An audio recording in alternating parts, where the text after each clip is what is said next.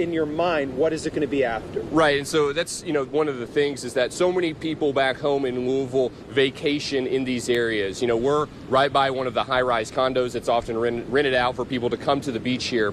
This area is going to change dramatically because of this storm, and we're talking a serious recovery effort in the weeks and months and possibly years from this storm, it looks like. Right now, the first thing I want to show you, I'm with Mark Weinberg here, is some of this storm surge and overwash that has already come up here. Some of these homes right here, you can see how powerful the water is as it moves back out. Some of these homes, like this one that's still under construction, unfortunately the damage there is going to be extensive, and that's a lot of what we're going to see, Mark, as this thing slowly starts to get closer to the panhandle here. And we go from close to hurricane force gusts to almost double this wind speed in about 3 or 4 hours. And you can see some of the palm trees here are starting to get that typical bend that you'll see. Surge for this is we're looking at not about 10 feet with this thing. But it's the winds, I think, but the combination is going to be quite substantial for this area. But literally wiped from existence. A lot of people decided in this area, in the Panama City area, to ride this thing out. Some people took more risk than others, though. That boat right there, beating on it, back to the stern of it, just beating on it. His life is his boat, but for Scott Armstrong, Hurricane Michael nearly took both. The first part of it, when it came in, we did all right. But when the eye come through and it cleared off, just as soon as it started back up, I was like, I need to get off this boat. He docked earlier this week at a small place just west of Tyndall Air Force Base.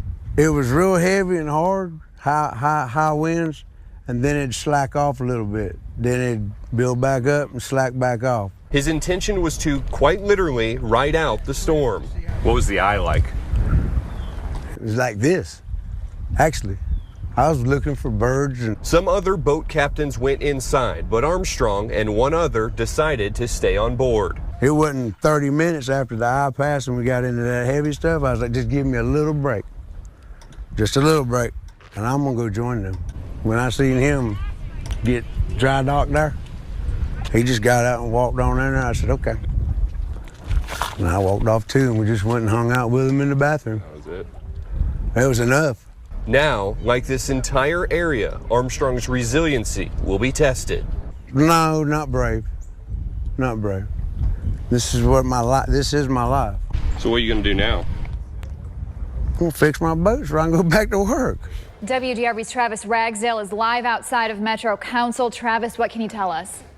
And Fallon, we've just gotten our hands on this report in the past 10 minutes. A reminder that it's 90 pages long, so I've been able to comb through just a few pages at this point. The key highlights that I want to mention right now, though, the investigation found that there was no evidence of a cover-up at the highest levels of LMPD. I will tell you that it was very hard on Lieutenant Curtis Flaherty, former Lieutenant Curtis Flaherty, who is the head of the Explorer program and head of the Public Integrity Unit at this time. They said he made a series of mistakes while this investigation was going on back in She was sunbathing and she was laying face down. August 25th, 1995. They ran down and grabbed her by the back of the head of the hair. 23-year-old Heather Teague was sunbathing along the Ohio River near Evansville until She was out this far in, he just walked right up in the trees and they disappeared. Yellow police tapes everywhere. she vanished. This is the shirt she left on the beach. But Teague didn't just walk away.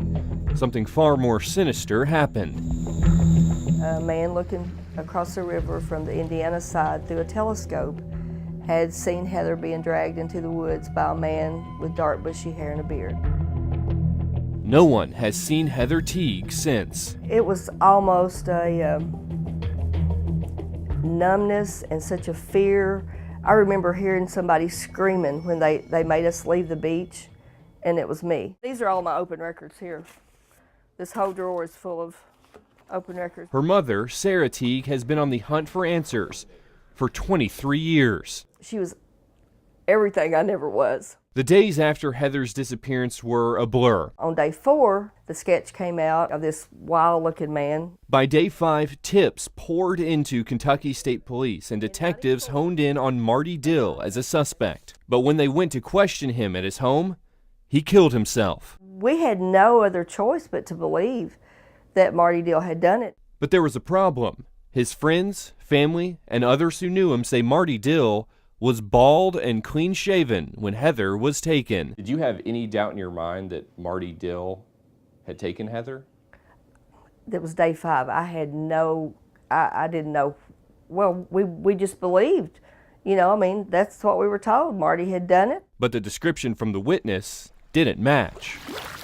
He went into such graphic detail that her little feet were dangling from the sand, and that her hair was pulled back so tightly that she couldn't scream. It was like the whole story.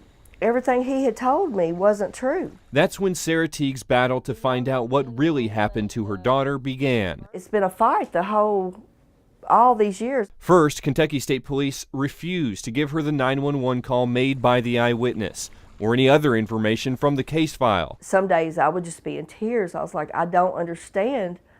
This is a 911 call. This is a public record. In 2008, they let her and her lawyer listen to the call. Then again in 2016. But Teague and her lawyer both say those were 2 different calls. When that call can be hidden from a family and the public for 20 years, we've got a problem. No, there's no explanation for those allegations. Obviously, there were different individuals that were in those rooms between 2008 versus 2016 on KSP's side. What did he look like? He was kind of heavy set. After years, state police recently released the only call they say exists to Teague. And it looked, I couldn't tell if he had a full beard or if he just had real shaggy hair or something over his face. But the fight for her daughter is still in court. She's asked the judge to force Kentucky State Police to turn over other information about the case that investigators have repeatedly refused to give her. Now, I swear this guy looked like he had a gun. She's also fighting to get that eyewitness on the stand to testify under oath about what he saw that day.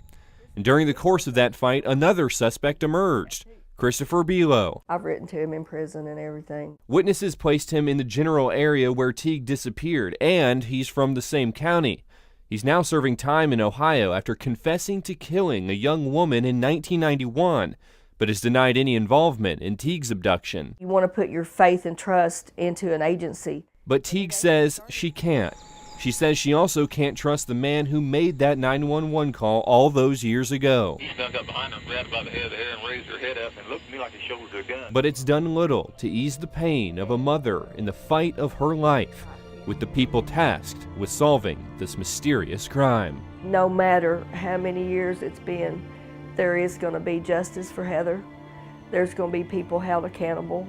And unfortunately, some of these people wear badges. Why keep going 22 years later? I can't stop, and you wouldn't either if it were your child.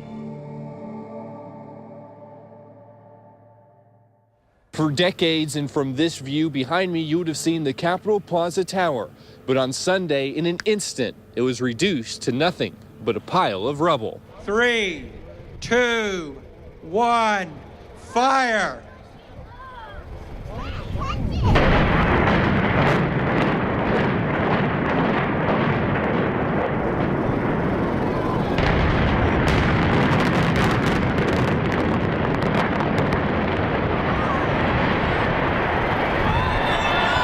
"10 seconds. From the first blast to nothing. It's daunting and impressive at the same time. We've seen it on TV before, but we've been so close to it that we decided just to come down, take a look at it. Just like that, Frankfurt's tallest building, the Capitol Plaza Tower, is gone. Loved it. It was amazing. It was like, it's a bucket list item, I'd say. The 24-story building stood for nearly 50 years. Frankfurt has changed from what we used to know by doing this. Instead of rehab for the aging tower, it was demolition. We had anticipated it for quite a while. And this will be the best thing that's happened to the architecture in this town probably since 1971. We're looking forward to the improvement that comes out of it. In its place goes a new office building. All it took was a boom and a blast and a little bit of dust to bring the tower down. Never had seen anything like that before. It was very impressive. We really enjoyed coming to see it. Once in a lifetime opportunity to see this. We wanted to see a part of history. Travis Ragsdale, WDRB News.